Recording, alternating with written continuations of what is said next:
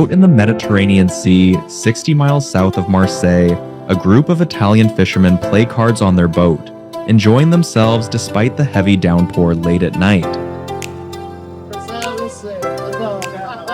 One of the men, drunk, steps out to throw something overboard but spots a strange figure floating toward the boat.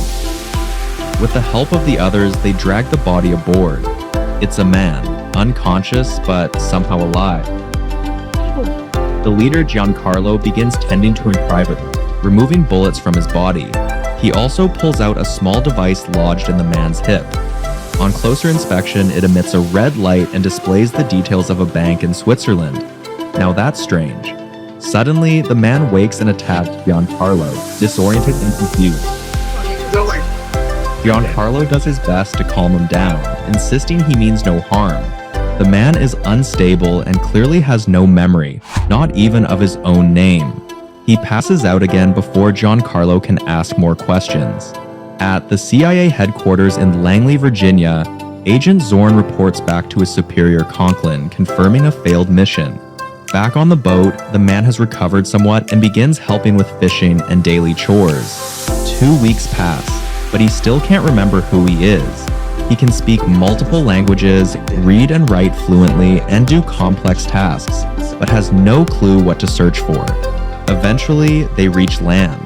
Giancarlo gives him money and encourages him to go to Switzerland. He boards a bus, still blank about his identity. That night, he sleeps on a park bench, but is approached by 2 officers who ask for his ID, telling him the park is closed. To his surprise, he responds in fluent German. When the officers get aggressive, he instinctively disarms them with surprising speed and skill, leaving them on the ground with and pointing their own gun at them. Bewildered by his reflexes, he tosses the weapon and flees. Elsewhere, a group of high-ranking government officials listens to a recording of Wambosi, a political figure claiming that the agency attempted to assassinate him. He threatens to expose them in a book detailing their operations in Africa unless they return him to power within 6 months. After the meeting, Ward Abbott privately questions Conklin about the failed attempt. Conklin admits they've lost contact with their operative, but assures him they're working to regain control. Meanwhile, the man arrives at the Swiss bank and inquires about the numbered account linked to the device. After providing the account number, he's taken to a vault. A fingerprint scan grants him access to a private room where he receives a safety deposit box. Inside, he finds a passport identifying him as Jason Bourne, with his house address in Paris. Beneath the first lid, he discovers stacks of cash, a gun, and multiple passports bearing different identities, but all with his face. He packs everything except the gun into a red bag and leaves. Before exiting, he casually asks the clerk when he last visited and learns it's been 3 weeks. Unbeknownst to him, a man watching him places a call as soon as he steps outside. Bourne heads to a phone booth to make a call, but senses someone watching him. Acting fast, he ducks into the US Embassy, flashing his American passport. The men tailing him can't follow inside due to jurisdiction limits. While standing in line, Bourne notices a woman, Marie, frustrated over her visa application.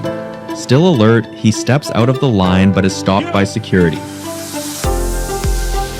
He raises his hands as if surrendering, then suddenly strikes, disarming the officer and causing chaos. As people scatter, Bourne takes the officer's gun and bolts upstairs. He takes down another official and steals his radio. The alarm blares as security teams mobilize. He rips an evacuation plan from the wall, then slips around the corner. Following the map, he reaches the top floor and exits through a side window. Faced with a daunting drop, he climbs onto a metal railing trying to scale the wall. Unfortunately, the railing gives way, but he grabs onto the ledge at the last minute to avoid falling. His bag, however, crashes to the ground.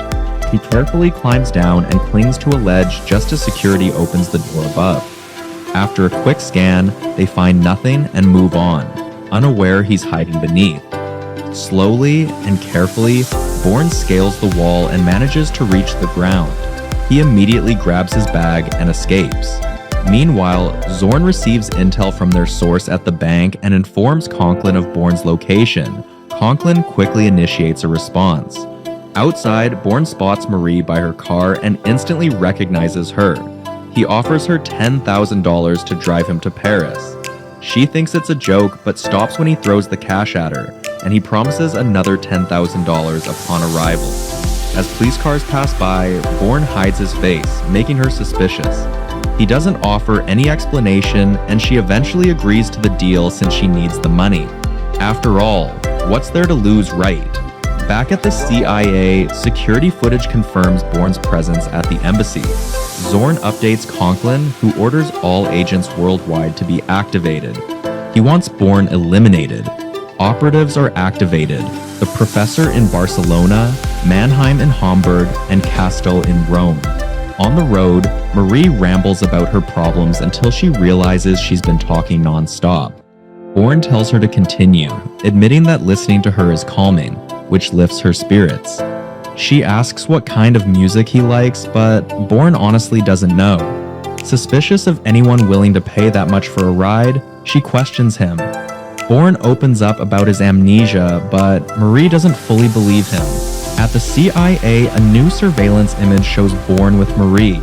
They quickly identify her, and Conklin requests a full background report on her and her family, trying to determine her connection to Bourne. Their photos are forwarded to the Treadstone safe house in Paris, where Nicolette, a field agent, sends them out. Bourne and Marie stop at a restaurant. He tries to explain how real his situation is. He shows her the passports, asking what kind of person has a safety deposit box full of money, passports, and an account number embedded in their hip. He says the first thing he did upon entering was check the exits. Marie shrugs that off as normal given he was shot. But then he reveals he memorized all the license plates outside, knows where the nearest gun is likely hidden, and can run half a mile at the high altitude before his hands start shaking. He doesn't understand why he knows all this, but not who he is, leaving Marie speechless. They arrive in Paris the next morning. Marie wakes Bourne, who finally got some rest. He guides her to the address from his passport and pays her the remaining $10,000. He invites her inside since she's the only person he knows at the moment. A housekeeper answers the door and recognizes Bourne immediately. Inside the apartment, he still recalls nothing, though based on some documents, he guesses he once worked in shipping. Marie asks to use the bathroom while Bourne uses the phone to call a hotel, asking about a guest named Jason Bourne. They have no such record. Remembering his alternate Paris identity, he asks about John Michael Caine. This time, they confirm it, but also inform him that Mr. Caine died in an accident 2 weeks ago. A supposed brother collected his belongings. Bourne asks if a number was left. Did his brother leave a number or a way to get in touch with him? But there's none. Alarmed, Bourne ends the call and becomes hyper alert. Marie calls out, complaining about the cold water.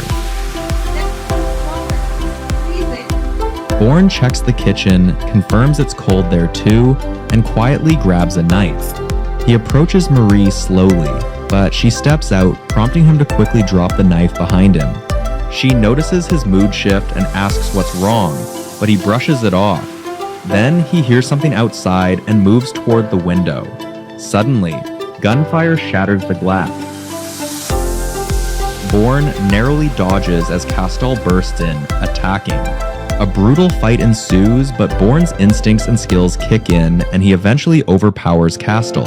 He tosses Castel's bag to Marie and asks her to check the contents while he interrogates Castel.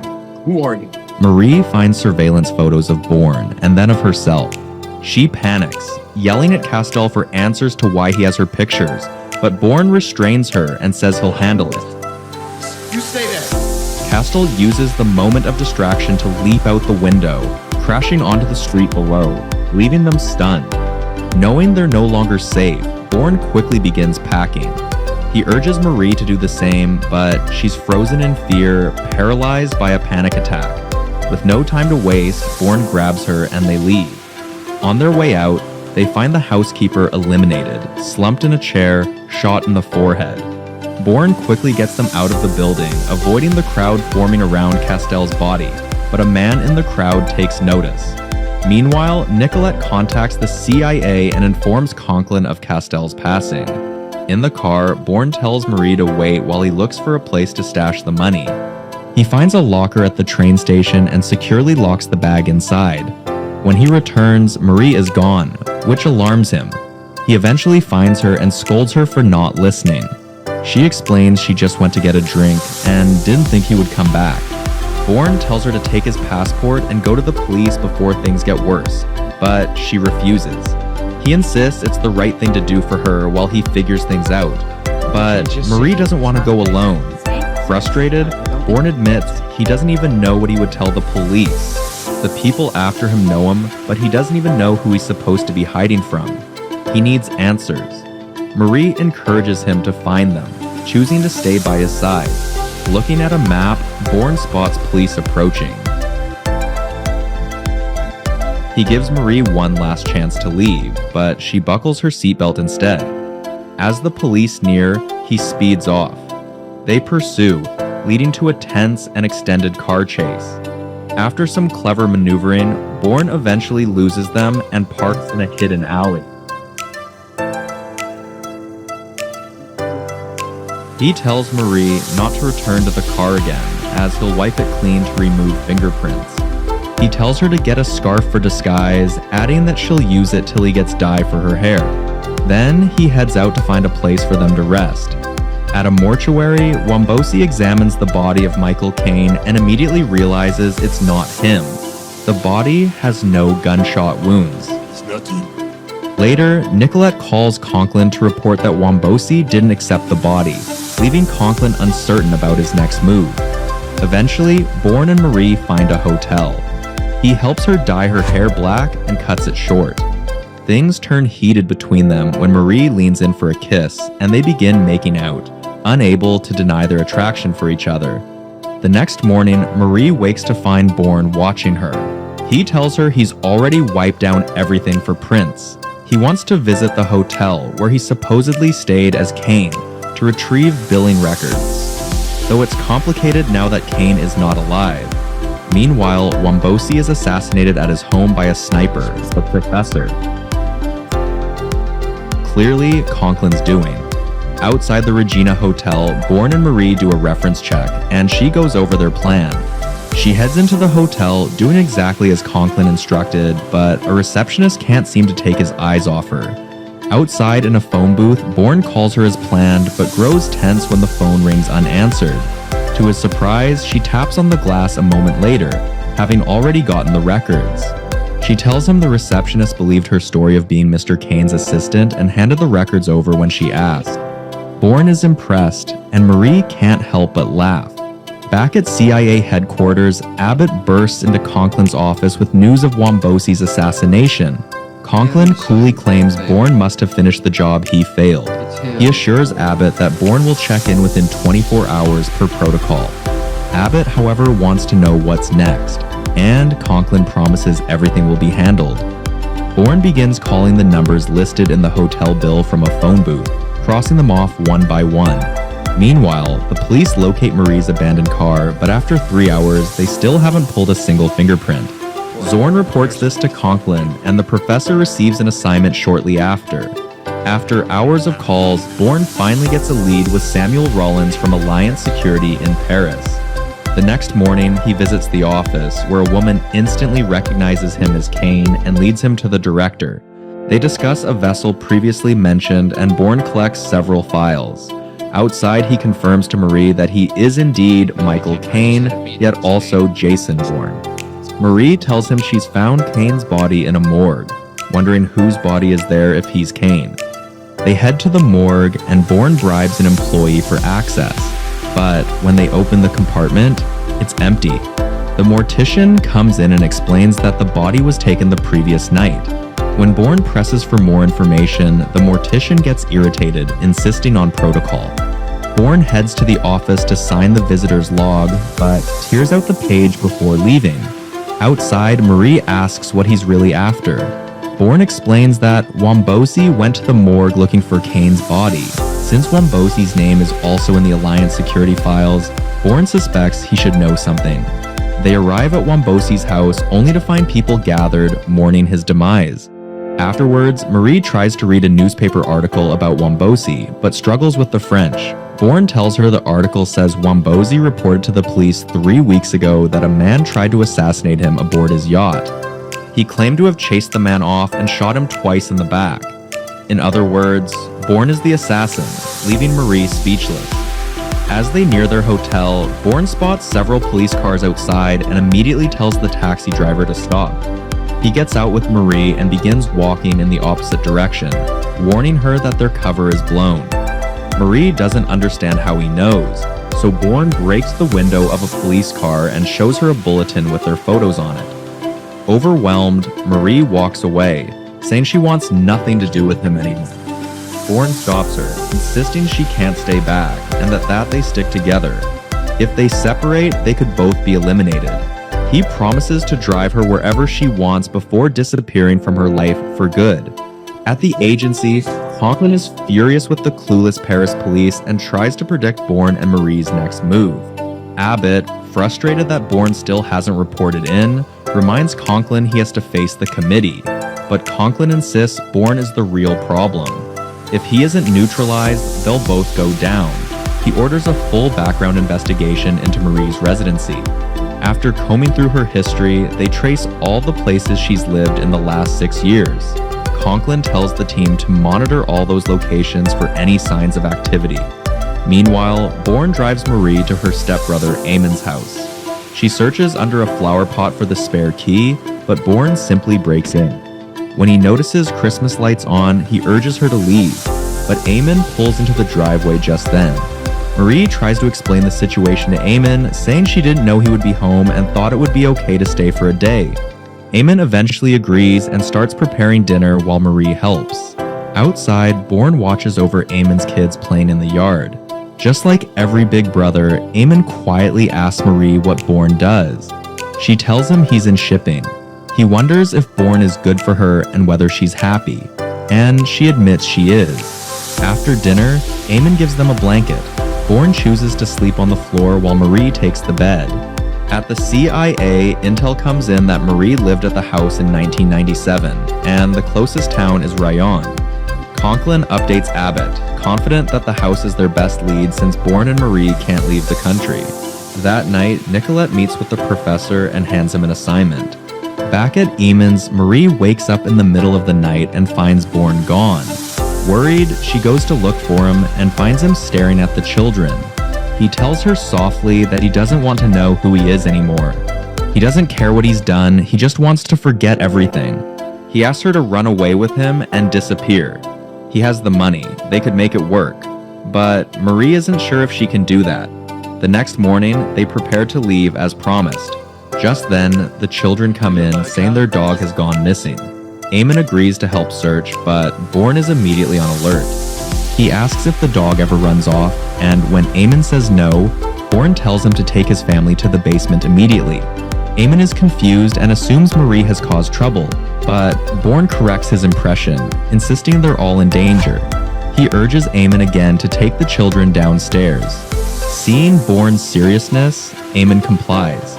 Meanwhile, Marie finds that the phone lines are dead. Bourne searches the house and finds a shotgun. Marie becomes increasingly frustrated, regretting that they came at all. She's scared for the children, but Bourne reassures her they won't be harmed. He steps outside and fires into the distance, causing an explosion. The smoke successfully blocks the professor's view of the house from his sniper post. Still, the professor spots Bourne moving into the woods and starts tracking him. He opens fire but misses, then quickly packs up and follows Bourne on foot. Deep in the woods, Bourne fires into the air, causing a flock of birds to take off, throwing the professor off for a moment. After some tense moments, Bourne sees him approaching and fires, hitting him. As the professor reaches for his gun, Bourne shoots again, wounding him further. Bourne then moves in and questions him. The professor admits he works alone, just like Bourne. He mentions Treadstone, something both of them are part of, but Bourne doesn't understand what that means. Bourne asks what Treadstone is and where it's located, but the professor seems stunned that Bourne doesn't remember, clearly a result of Treadstone itself. Before he can say more, the professor slumps and passes away, leaving Bourne disturbed. Back at the house, Eamon quickly gathers his children and prepares to leave for somewhere safe. Bourne meets them outside and gives Marie the red bag filled with cash, telling her he took $30,000 from it. The hunt for him won't stop, and he wants her to be far away so she can start a new life. She's reluctant to go and asks what he plans to do. Bourne simply says he'll end it, urging her to leave with Eamon. After they drive off, Bourne returns to the house and searches the professor's bag. He finds a phone and dials a number. Nicolette receives the call and transfers it to Conklin. Zorn, following protocol, asks for the code. Abbott listens in on speaker, but none of them expect to hear Bourne's voice. He tells them the man they sent is gone and demands to know who they are.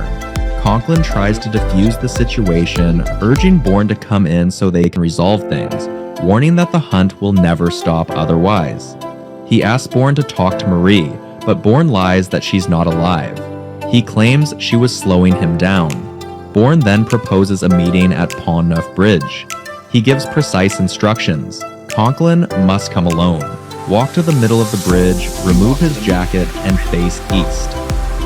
Before Conklin can reply, Bourne hangs up. Conklin tells Zorn to make preparations for a flight to Paris. Abbott questions his plan, but Conklin insists he'll clean everything up, just as promised.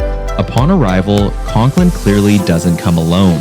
He's wired with a radio, and his agents report their positions as he walks to the designated point. Bourne, watching from a vantage point with binoculars, sees him. Conklin does as instructed, walks to the middle, removes his jacket. Seconds later, he receives a call from Bourne, and all the agents are alert at their positions. Smart as usual, Bourne is already onto this, and he tells Conklin he's already gone since he broke the rules by bringing backup before ending the call. Bourne sneaks up behind the surveillance van and attaches a tracker to it. While heading back in the van, Conklin calls Nicolette, ordering her to wipe the Treadstone room and relocate everything. Meanwhile, Mannheim receives a call. Bourne follows the tracker to Treadstone. Conklin arrives and tightens security before heading inside. He helps Nicolette shred sensitive documents while she makes a call for satellite downloads. Later that night, Bourne sets off a device near a row of cars, triggering their alarms. The noise distracts the guards, allowing him to scale the wall and enter the building unnoticed. Once the alarms shut off, the system inside begins to glitch. The lights cut out, phones go dead.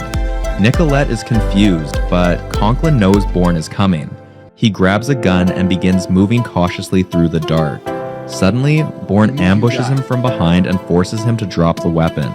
Conklin obeys, trying to reason with him, but Bourne pushes him and demands answers. He wants to know if Conklin is Treadstone. Conklin angrily swats the gun aside and yells that Bourne has lost his mind. Bourne insists on knowing who he is. Conklin bluntly tells him that he's US government property, a malfunctioning $30 million weapon. Bourne asks why he was targeted for assassination, but Conklin flips the question, asking what happened in Marseille. From what he's put together, Bourne realizes Conklin sent him to eliminate Wambusi, but Conklin says he could have done that at any time. The plan was to make Wambosi's demise look like it came from inside his own entourage. Bourne was sent to be invincible because he doesn't exist. Conklin asks about what happened in Marseille again, but Bourne doesn't remember. I don't remember.